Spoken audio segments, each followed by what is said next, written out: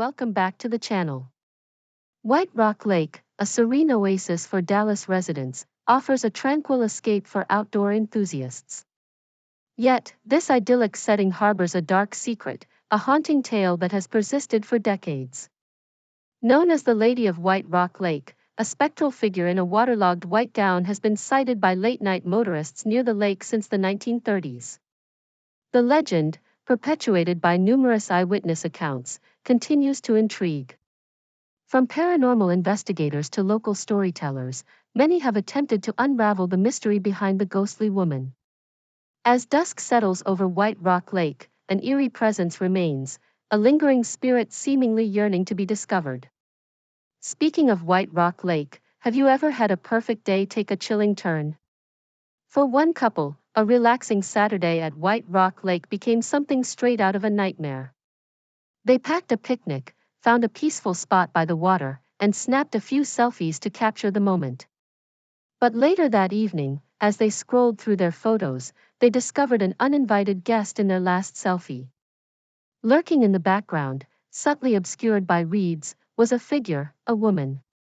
She was unnaturally still, dressed in old-fashioned, soaking wet clothes, with startlingly pale skin and eyes fixed directly on them. They hadn't seen anyone like her at the lake, let alone standing just behind them. This chilling discovery led them down a rabbit hole, uncovering the local legend of the Lady of the Lake. What they found, and what happened when they dared to go back to the spot, will make you question everything you thought you knew about ghost stories. Get ready for a terrifying tale that proves some legends are far more real than we can imagine. This is Haunted Selfie, the White Rock Lake Ghost. Let's get started. The day started like any other perfect Saturday. My girlfriend Lily and I had packed a wicker basket with sandwiches, iced tea, and cookies, and headed towards White Rock Lake. It's our go-to spot when we want to escape the city drone without actually leaving the city. Miles of trails, vast stretches of water reflecting the sky. It's beautiful, peaceful. Or so we thought. We found a spot near the water's edge, under the shade of a massive oak tree. The sun filtered through the leaves, dappling the grass. Ducks glided silently on the lake, and a gentle breeze rustled the leaves above us. It was idyllic. We spread out the blanket, unpacked our lunch, and just relaxed. Talked about everything and nothing, feeling entirely comfortable and happy. "Let's get a picture," Lily suggested, pulling out her phone. "Sure," I said, positioning myself next to her on the blanket. She held the phone up, angling it to get the gleaming water and the line of trees on the far bank behind us. We smiled. Click. She took a couple more, just in case someone blinked or the light wasn't right. Standard digital age procedure. We reviewed them quickly. "Cute," she said, laughing at one where my eyes were half closed. We ate our lunch, packed up our trash, and spent another hour just soaking in the quiet before deciding to head home. The perfect, uneventful afternoon. It wasn't until later that evening, sprawled on the couch scrolling through our phones, that we decided to look at the pictures again. Lily airdropped them to me, so we both had them. We looked at the landscape shots, the close-ups of the sandwich, because why not? And then, the selfies. The first couple were fine, standard us. Then we got to the one we took just before packing up. It was the last selfie from the spot by the lake. My thumb hovered over the screen, zooming in a little on the background to get a better look at something I'd vaguely noticed. "Hey, weird," I mumbled. "Is that someone?" Lily leaned closer, her eyes narrowing at the screen. "Where?" "Behind us, by that cluster of reeds. Look." I pointed to a shadowy figure just visible between two trees, right at the edge of the water. At first, it just looked like a person standing there. But the longer we looked, the more wrong it felt. The figure was facing us directly, even though we hadn't seen anyone else nearby the whole time we were there. And it was unnaturally still. "Zoom in more," Lily whispered, her voice tight. I pinched the screen, blowing up the image. The figure was a woman. She was standing maybe 30 or 40 feet behind us, partially obscured by foliage, but clear enough to see. And she looked terrible. Her clothes, a simple, old-fashioned dress, clung to her, as if soaked. Her hair was dark and plastered to her face and neck. Her skin was unnaturally pale, almost gray. But the worst part was her face. Her eyes were wide, dark, and fixed directly on the phone. On us. There was no expression, just an intense, unblinking stare. It was like looking at a mannequin. If the mannequin had just crawled out of a swamp, the water dripped from her dress and hair, though the lake was calm. A cold dread started in the pit of my stomach and spread rapidly. "Oh my God," Lily breathed, pulling back slightly. "Who is that?" I whispered back, though it felt foolish. We hadn't seen anyone like that. We hadn't seen anyone at all in that immediate area. We frantically scrolled through the other photos we'd taken at the picnic spot. The earlier selfies? Nothing. The landscape shots? Empty. She was only in that one picture. The last one. Like she had just appeared for that single moment. We spent the next hour in a state of bewildered horror. We checked the timestamp on the photo. It was taken at 3:17 p.m. We had been there. She had been there. How had we not seen her? Standing right behind us, soaked, staring. Maybe it's a glitch, Lily suggested, though her voice lacked conviction. Like the camera picked up residual light or something? Residual light doesn't look like a soaking wet woman staring into your soul, I said, my voice shaking. The silence stretched between us, filled only by the frantic beating of our own hearts. We kept looking at the photo, morbidly fascinated and terrified. The paleness, the wetness, the absolute emptiness and intensity of her stare. It was like she wasn't just in the background. She was the subject of the photo, and we were the blurry things in the foreground. "Okay," Lily said finally, standing up and pacing the room. "Okay, this is messed up. We need to figure this out. Is there something about White Rock Lake? Legends? Ghost stories?" That's how we stumbled down the rabbit hole. We hit the internet hard, searching for White Rock Lake legends, ghosts White Rock Lake, drowning stories White Rock Lake. It didn't take long. The top results immediately mentioned her, the Lady of the Lake.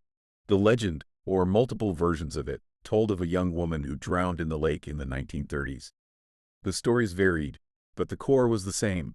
A young woman in a wet dress, described as pale and ethereal, haunted the shores. Sometimes she appeared walking along the trails, her feet bare and leaving no prints. Sometimes she manifested near the water, dripping wet, even on the driest day. Some of the creepiest versions said she would appear on foggy nights, asking passing motorists for a ride to an address in Oak Cliff, only to vanish from the back seat, leaving a wet spot behind. We read every article, every forum post, every blog detailing the legend. The details clicked into place with unnerving precision. Pale, wet dress, appears near the water, drowned in the 1930s. It was her. The woman in our selfie was the Lady of the Lake. The historical connection sent a fresh wave of terror through us. This wasn't just a spooky story. The woman in our picture was tied to a specific time, a specific tragedy. And she had appeared in our photo, staring right at us, decades later. Sleep that night was impossible. Every creak of the house, every rustle outside, sounded like dripping water or bare footsteps. I kept seeing her face when I closed my eyes, the blank, dead stare. I have to admit that I slept with the lights on. By the next day, the initial shock had faded slightly, replaced by a gnawing, terrible curiosity, and a need for answers. How was this possible? Was it really her? Why us? Why then? I drove over to Lily's house. While we were having lunch, I said to her, "We have to go back." The words feeling both necessary and insane. Lily looked up, her eyes wide.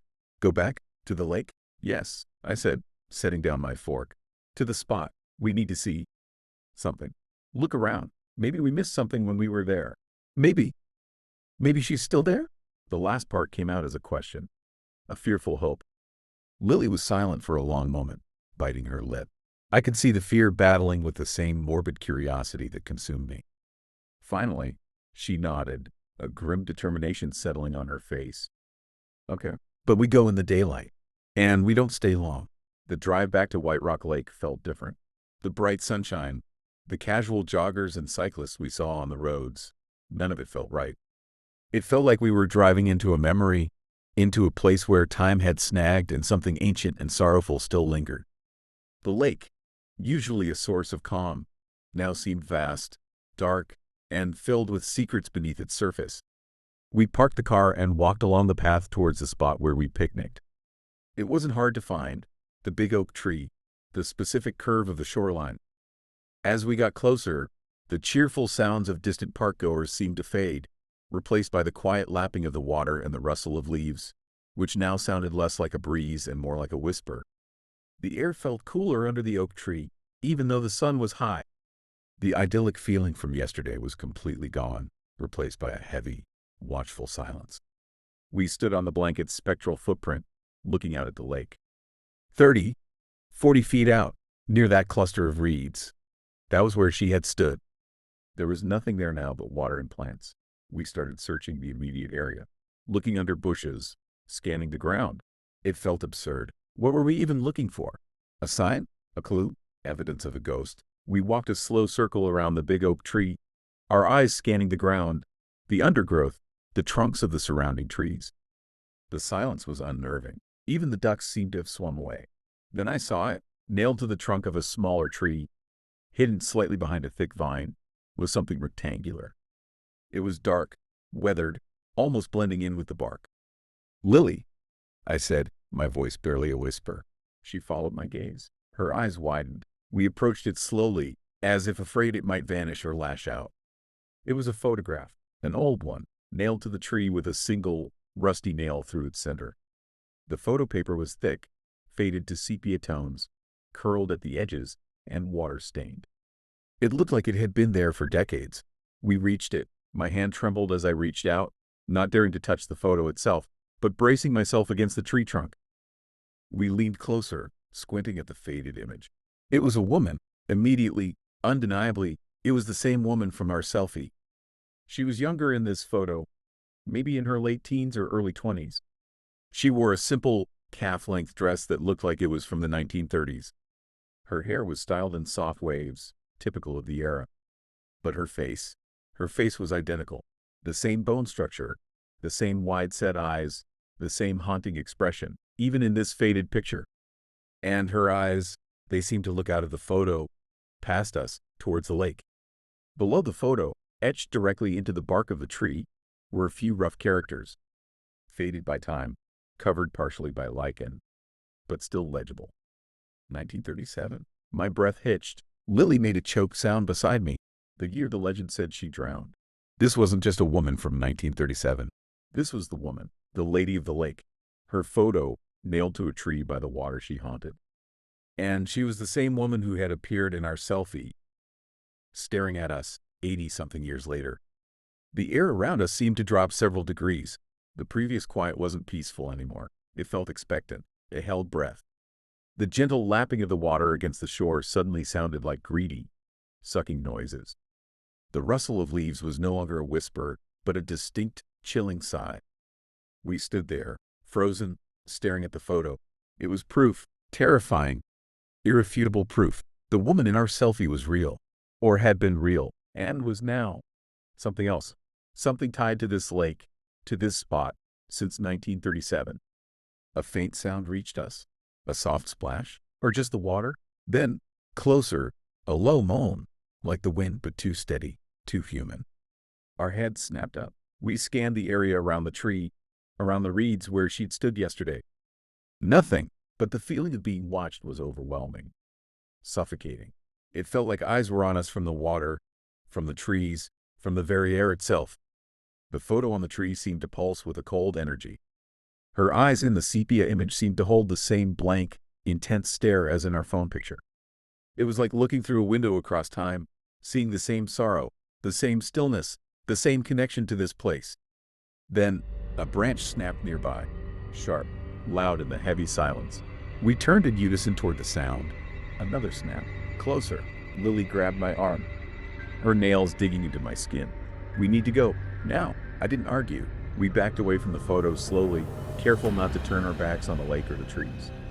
That watching feeling had intensified, thickened like fog. The sunlight didn't seem to touch us anymore.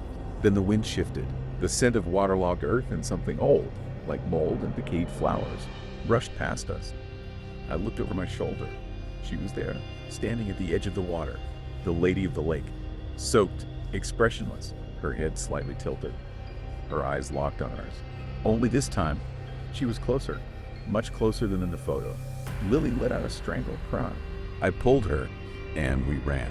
No talking, no looking back, just the rhythmic pounding of our feet on the dirt path and the silent scream building in my chest. We didn't stop until we reached the car. Even then, it took 2 tries to get the key into the ignition. The engine roared to life, and we sped off, leaving the lake behind. But not the feeling. Not the cold weight pressing down on our shoulders. Not her. We haven't gone back since. But sometimes, when the room is dark and everything is still, I swear I hear water dripping. And once, just once, I opened my phone in the middle of the night and found a new photo. One I didn't take. It was a selfie. Me, in bed, eyes closed, and behind me, her, staring. That's where their story, and their terrifying journey, ends, for now. They haven't been back to White Rock Lake since that day, and honestly, it's uncertain if they ever will. That sense of dread, that cold weight, it seems to have lingered with them. One tries to rationalize it as coincidence or a trick of the light, but when you see her, when you find her photo nailed to a tree with the year 1937 etched below it, and then she appears right there, denial becomes impossible. This experience has profoundly changed how they view the world, and certainly how they look at their phones. Every time one scrolls through their camera roll now, there's that flicker of fear, that quick scan of the background. Because that last photo, the one that was unsolicited, of him in bed with her standing behind him, that's the one that haunts him the most. It suggests she's not just tied to the lake. She found them. She knows where they are. In a world full of unknowns, sometimes the scariest stories are the ones that are real. Remember to always check your selfies. You never know who, or what, might be lurking in the background. Until next time, sweet dreams and sleep tight if you can. Hey, horror fans. If you enjoyed our chilling tale and want to keep the spine-tingling stories coming, don't forget to hit that like button. Your support keeps the darkness alive. Share this video with your friends, let's spread the fear together. And if you haven't already, make sure to subscribe and turn on notifications, so you never miss a hair-raising moment. Join our community of thrill seekers and prepare for more eerie adventures. Thanks for watching, and remember, stay scared.